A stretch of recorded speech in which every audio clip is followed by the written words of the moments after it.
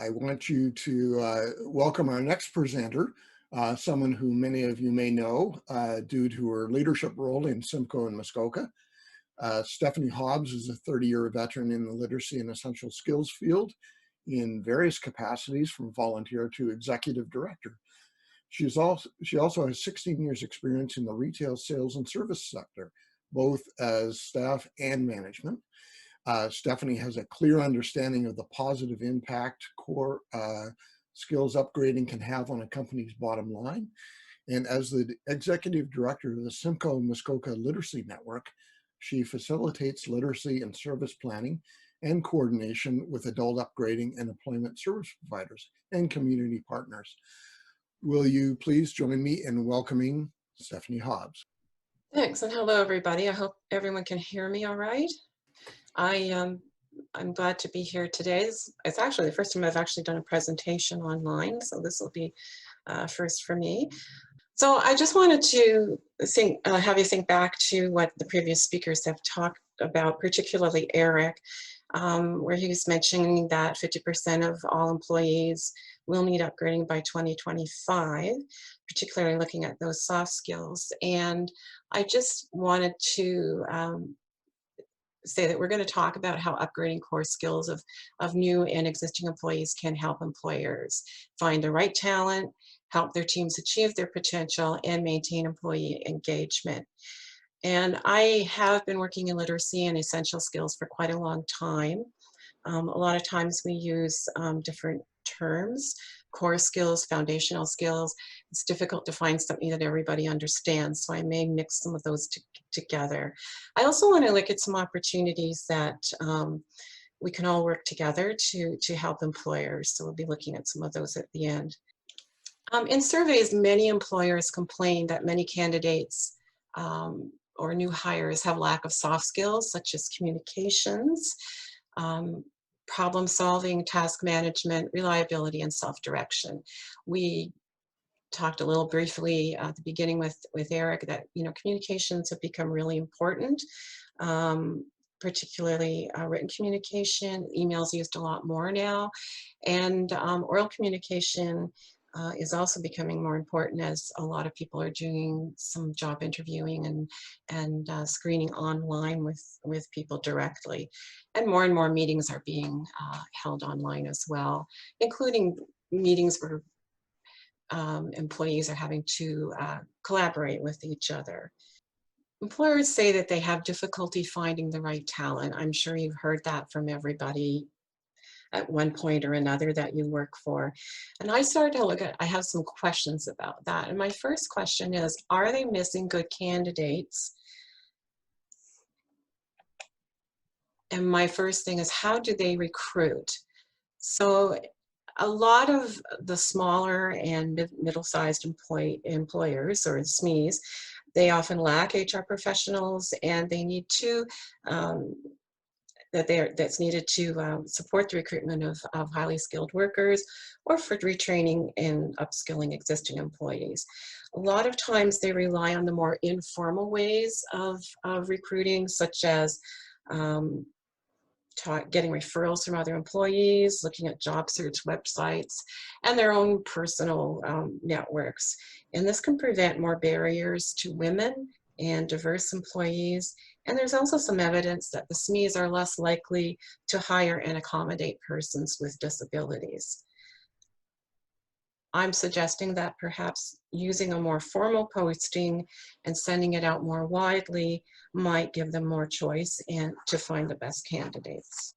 Second question I have is, do they use a standard credential, such as a high school diploma, as a requirement for all jobs? And if they do so, why do they do so? Do all jobs in that workplace need a high school diploma? And a high school diploma is not the only way to acquire the skills necessary for the job.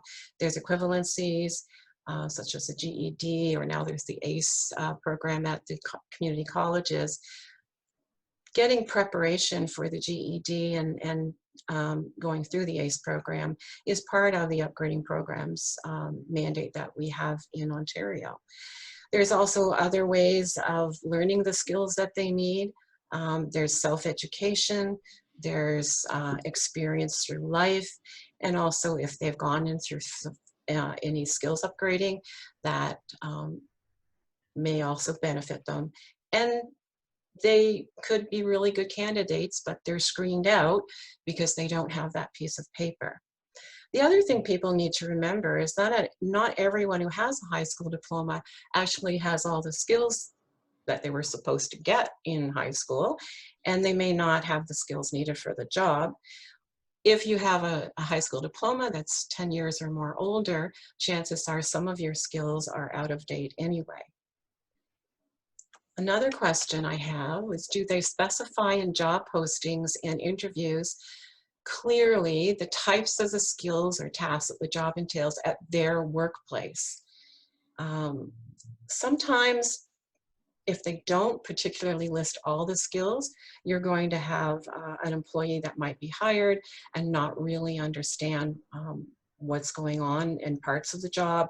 They might make mistakes. If they're really stressed, they might quit. So instead of losing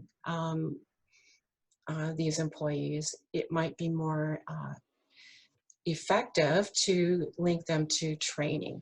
We've been doing some research lately, and we've found that in looking at particularly digital skills that are needed in entry-level jobs, we have looked and found that job postings don't necessarily indicate that digital skills are needed. And employees, we've heard from employees who get into a job and find out they need a lot of more digital skills, particularly now during COVID, than they had anticipated the job would require. And if they'd have known that ahead of time, they would have got the training that they needed prior to the job, or not even applied. So we thought, you know, like, it would be, if it's not going to be clearly stated in the job description, it makes it difficult for people. But if they do get in that situation, rather than lose that employee who you hired for some reason, link them to some training in digital skills. We're also wondering if employers have unrealistic expectations of new hires. For example, a lot of people assume that a younger employee is just a fantabulous whiz with anything computer, and that's not necessarily so. People that are new to the workplace might not have all the soft skills in place that they need, and they might not be able to fit into a new workplace without any help. Some people assume that everybody can do so. And there's also an assumption by some employers, and we've even had, we've heard discussion with one that said, gee, I never thought of that, but that everyone can use a smartphone. And sometimes people need help learning how to do that. The other thing we were looking at is, are they rejecting otherwise good candidates who lack certain essential skills? Some people might be changing jobs or be new to the workforce. They might need to upgrade only certain skills in one area. These people could be doing upgrading in these particular skills with an adult upgrading program while they're still working, and they'll be improving their skills while they do that. It could even perhaps be a condition of employment. Employers can help their employees achieve their potential. Jody mentioned a lot about engaging and developing as drivers of human resources, and it's important to sort of feed and water your employees to keep them engaged, but also to help them develop and be able to take on new roles and new responsibilities and benefit the organization. So one thing we asked, we should be asking employers to think about is, what essential and soft skills training do their employees need? Some employers might be able to answer that, and some might not. But we know that continuous learning is needed in every workforce. Things are always changing, processes change. It's really needed. And if you don't have really good essential and soft skills, your core skills, it's much more difficult to build learning on top of that. Organizations, companies might want to promote people from within, but in order to become perhaps a supervisor, they may need to do more management. They may need to do more complex reading, more writing of forms and reports. They may need to use more digital equipment than they had before, and they may need to upgrade math skills because now they're doing a lot more than they did before. So rather than, you know, recruit from outside, connect these people to some upgrading in some of these areas and promote them, and then you can infill with new employees to their positions. Changes in the workplace also alters the skills that are needed in new hires and in the current staff. So employers need to keep that in mind, that as things change in the workplace, people might need to upgrade skills they weren't using before, or use new skills that they hadn't developed a lot of. Employers can also look to find out if there are issues with health and safety, filling out workplace documents, understanding instructions for new employees. Literacy, I'm going to talk about literacy and essential skills. All employees have to have good reading comprehension to understand the health and safety manuals, the requirements, and work with all of the instructions for new equipment, other things like that. They need to be able to understand and follow the directions, and they need to be able to apply what they know to solving problems. According to international assessments of adult literacy and information processing skills, more than 40% of the Canadian workforce does not have adequate levels of the core skills they need to learn efficiently and be highly productive in most jobs. That's a staggering figure. So without this ability, it's harder to keep your job, and it's more difficult to find new ones. And it also makes worse the situation for employers when they're looking for skilled people. I use the term literacy. A lot of people don't understand what that means. I'm hoping most of you have, because I've been preaching at it for a long time. But literacy is not just reading and writing, and it's the ability to use all the written materials in your world to solve problems and use the information as you need in all of the ways that you need. Literacy and numeracy are major essential skills. The other thing too is that these core skills erode with lack of use. They're use it or lose them skills. And many people are in a job where they're mismatched with their skills. They have either higher skills or lower skills. So this can cause skills to erode. These international assessments, when they provide participants with tasks to do, they categorize the results at 5 levels. Level 1, those people that are coming out at level 1 have the most difficulties with reading, writing, problem solving, digital use, etc. But at level 2, people can deal with only material that is simple, clearly laid out, and where the tasks are not too complex. They may have developed coping skills to manage everyday demands, but their low level of proficiency often makes it difficult for them to face new demands or learning new job skills, etc. The other thing too is that most of these people don't self-identify as having literacy and essential skill needs. One recent study found that there were 6 times as many Canadians with level 2 literacy skills as there are jobs for that level. So that means there are a number of working age adults without the core skills required to perform well at the majority of the jobs in the economy, and to learn the skills required for new ones. So really good essential skills are our basis for all further learning. So I just want to review really quickly what we're talking about when I mention essential skills. Is there anybody who doesn't know what employability and skills are? Please say something or let me know, because I don't want to belabor this if everyone's familiar with these. Anyone? Okay. So I just want to remind you that the employability skills were developed by the Conference Board of Canada in speaking with employers in many sectors, and they put together this employability skills list of what employers felt were crucial to all jobs.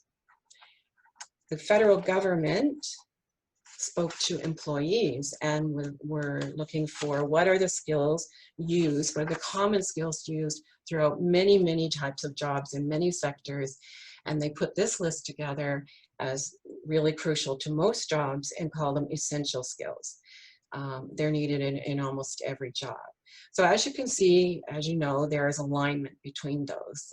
Some of them communicate, manage information using numbers. There's a lot of alignment there.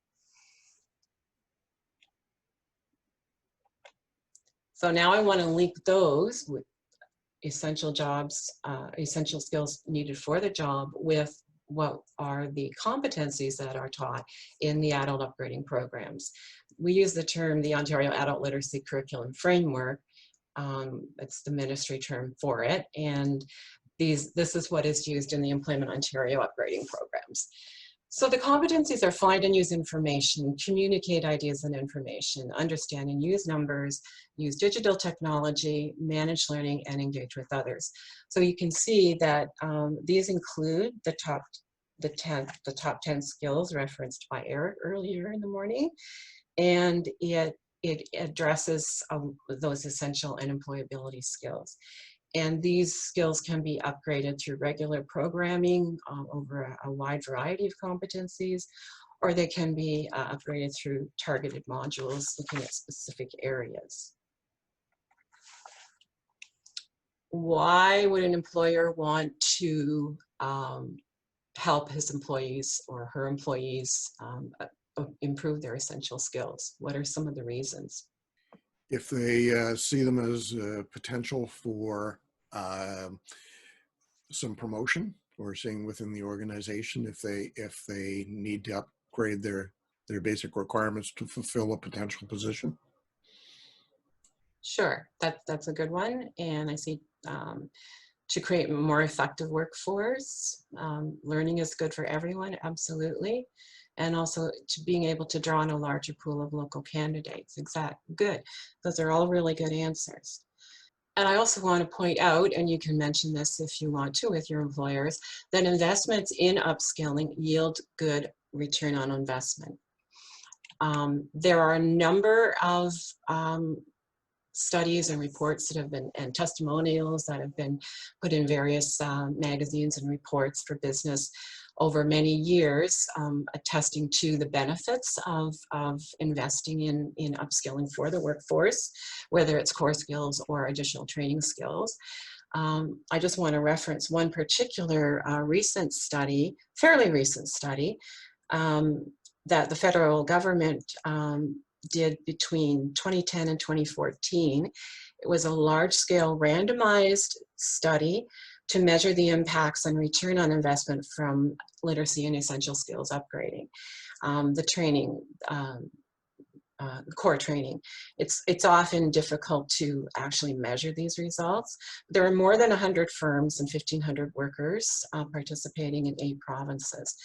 The input by the employees in taking this training was pretty modest. It was 10 to 40 hours of instructions. It's not very, very much at all. The findings indicated that the training does indeed have a large impact, positive impacts on the workers' skills, on the job performance, and a whole range of economic and social outcomes for workers and for the firms themselves. The cost-benefit analysis showed there was an average 23% return on investment within the first year.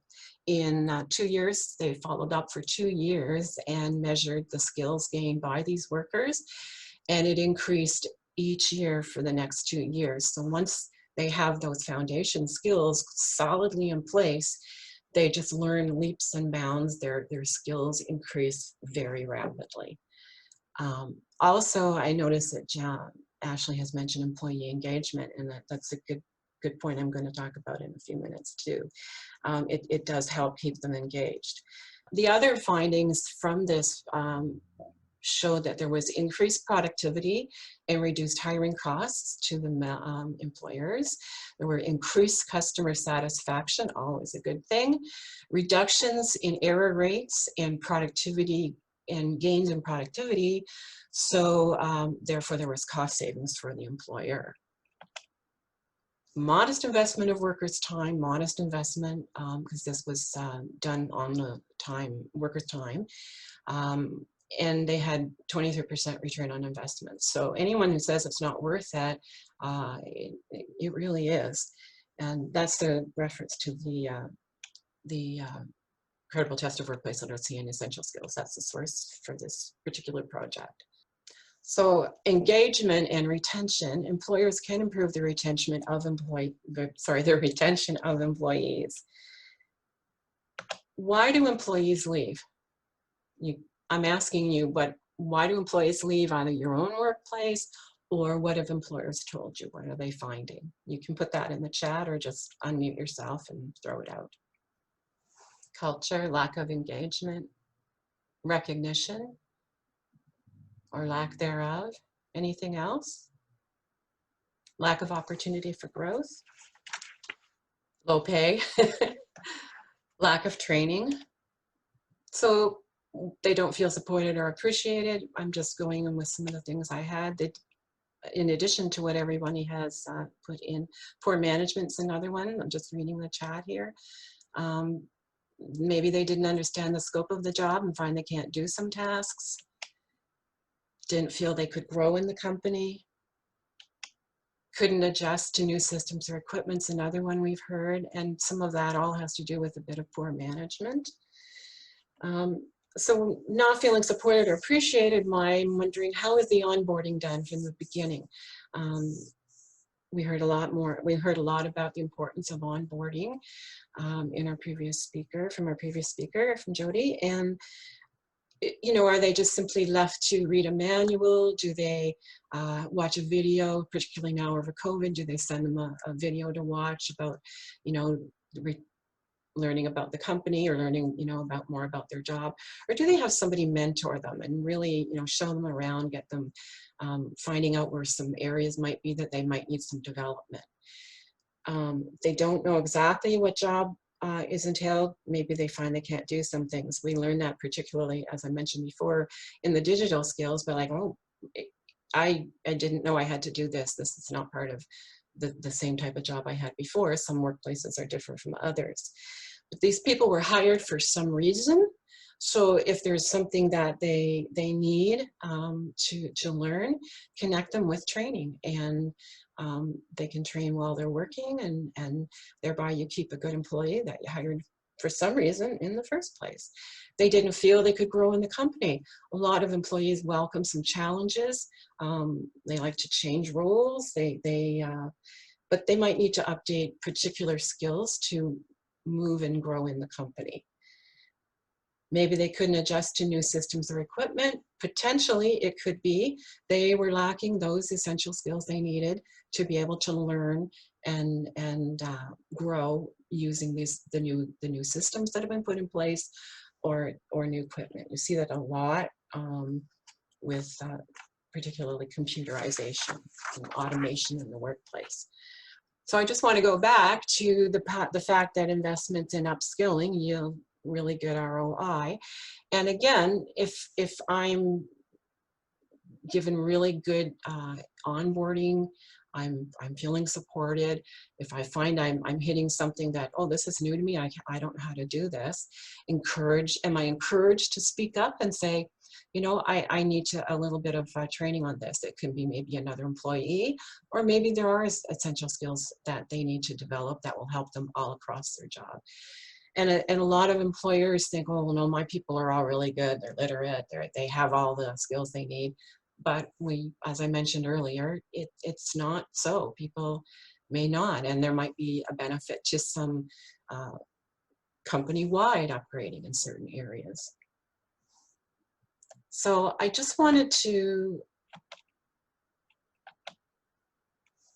look at some opportunities that we might have, and I'm hoping I'm good for time. I just wanted to, these are some of the opportunities that we've thought of, ways that we could, you know, help employers and work with you to make them aware of how the adult upgrading programs can help the employer by helping the employees. And that doesn't mean there aren't some employers themselves who could benefit from some upgrading, but that's a whole other thing.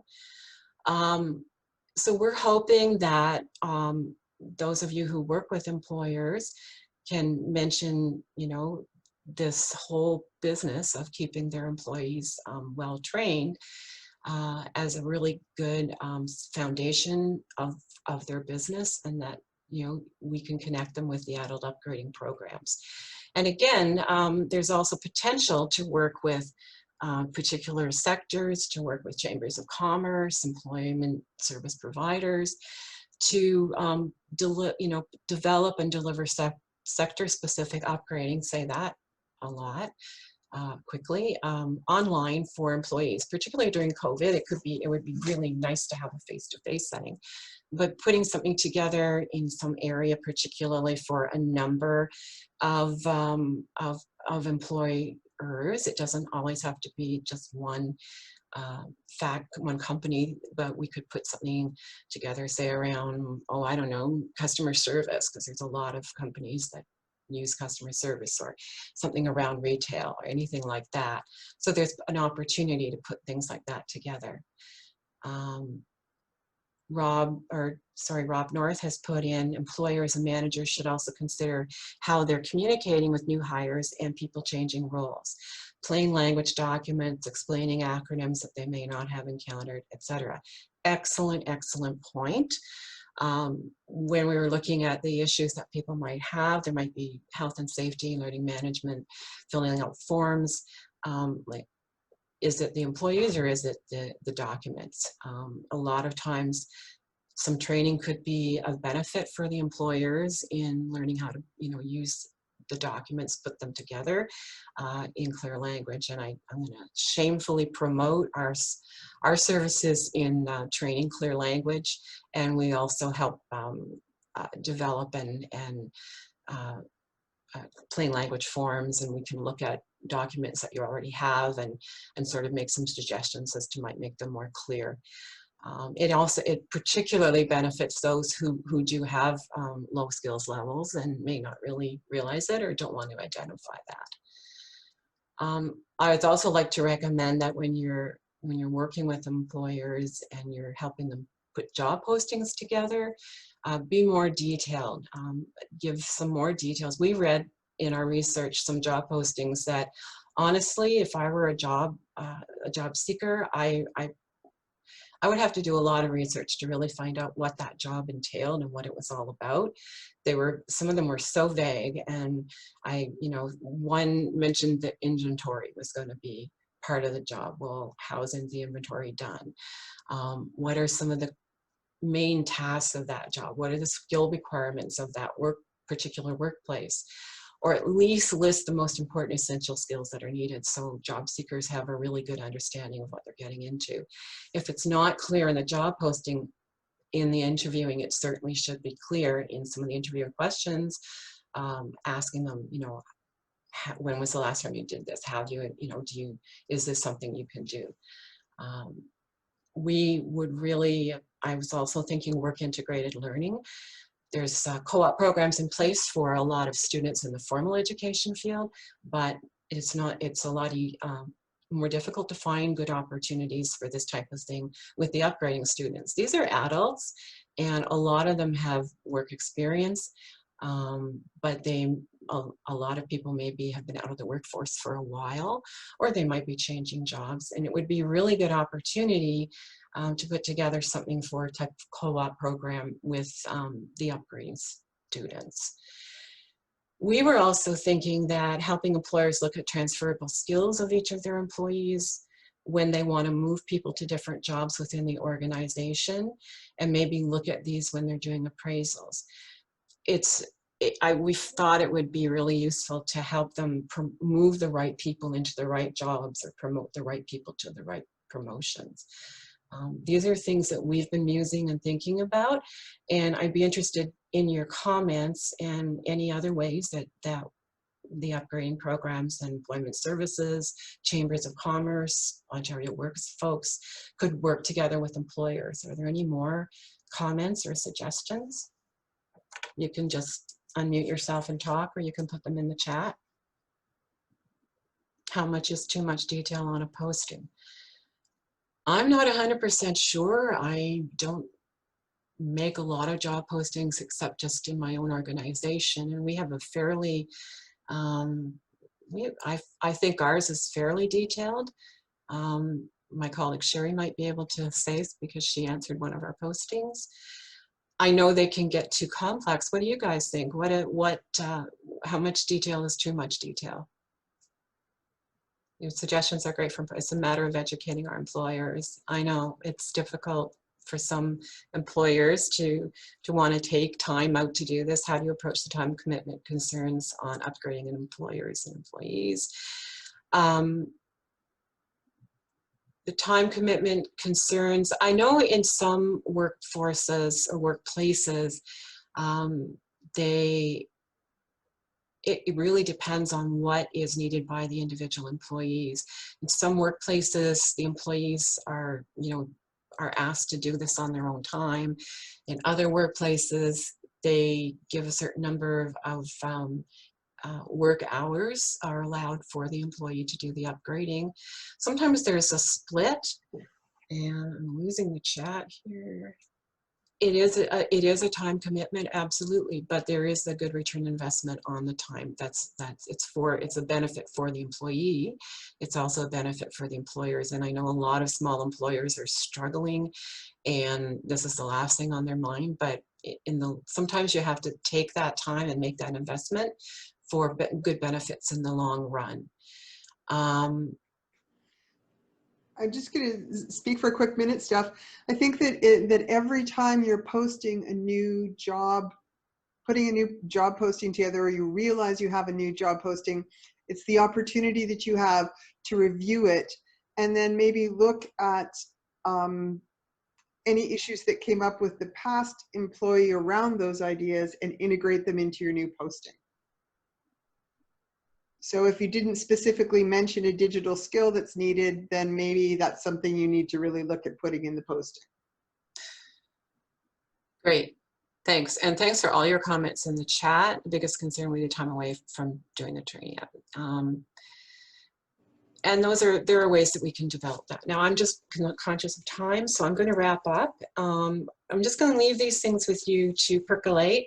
And I really, really would appreciate any feedback. This has some resources for you, and that's my contact information. And I'm really looking forward to hearing more from all of you and looking for more ways that we can help employers work together. Thanks very much for your time.